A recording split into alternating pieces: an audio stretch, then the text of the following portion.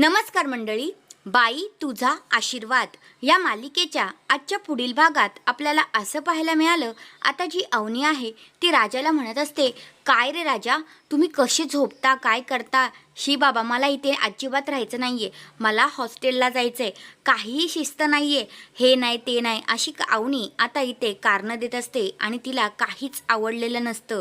ती म्हणते त्यापेक्षा मी हॉस्टेलला जाऊन राहील.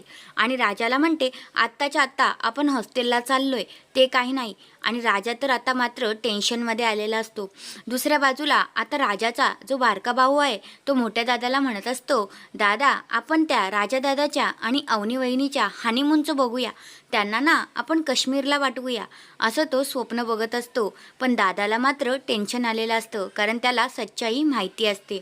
दुसऱ्या बाजूला आता जी अवनी आहे ती इकडे हॉस्टेलमध्ये आलेली असते आणि हॉस्टेलच्या मॅडमना म्हणते, मॅडम हे माझे डॉक्युमेंट्स आहेत, मी फॉर्म भरलाय. मग आता त्या मॅडम म्हणतात की तू आधार कार्ड नंबर ॲड का केला नाहीस, तो नंबर ॲड कर आणि ID प्रूफ म्हणून आधार कार्डच हवाय.